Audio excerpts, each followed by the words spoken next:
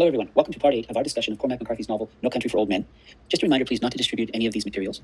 It's just meant for this course. And I would ask you to go to the link I provided in your course outline. It will take you to Criterion On Demand, and please watch 41 minutes and 52 seconds to 52 minutes and 55 seconds of the film. At this point in the novel, Moss is on the run from the cartels. He doesn't know who Sugar is or that Sugar is tracking him down, but he knows that somebody is. He's very suspicious. There's an ominous scene in the film where he's in a taxi and he drives by his hotel room and the curtains are slightly parted, and it's very ominous. I'm not sure if someone's in there looking out or if he left the curtains open or not. He eventually hides the money in an air vent in the motel. Sugar then tracks him to the motel, and Sugar kills the drug dealers who are also on the lookout for Moss.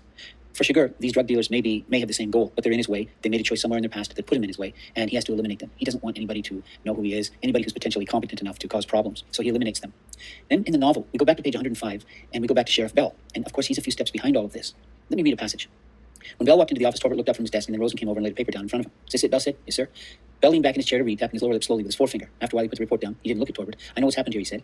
"All right. You ever been to a slaughterhouse?" "Yes, sir, I believe so." "You'd know it if you had." "I think I went once when I was a kid." "Funny place to take a kid." "I think I went my own self. Snuck in. How'd they kill the beef?" "They had a knocker straddle to shoot, and they let the beefs through one at a time, and he'd knock them in the head with them all. He'd done that all day." "Sounds about right. They don't do it that way no more. They use an air-powered gun that shoots steel bolt out of it. Just shoots about so far. Put that thing between the beef's eye and pull the trigger, and down she goes. It's that quick." Torbert was standing at the corner of Bell's desk. He waited a minute for the sheriff to continue, but the sheriff didn't continue. Torbert stood there, and he looked away. "I wish you hadn't even told me," he said. "I know," said Bell. "I know it before you said it." So what Bell's realizing here is that Sugar is treating us like animals. Bell's thinking about what he's seen in the trailer, the bolt gun that blew the lockout, and he realizes that the man stalking Moss is killing people like they're animals with an air gun. This is utterly foreign and disturbing to him. He's never been up against such bizarre and disturbing behavior. This is why he refers to Sugar as the living prophet of doom, because Bell can't figure out how someone with any sense of moral decency would kill people in this manner. From his experience, probably a gun would be just as effective. So what he recognizes is he's dealing with an alien psychology.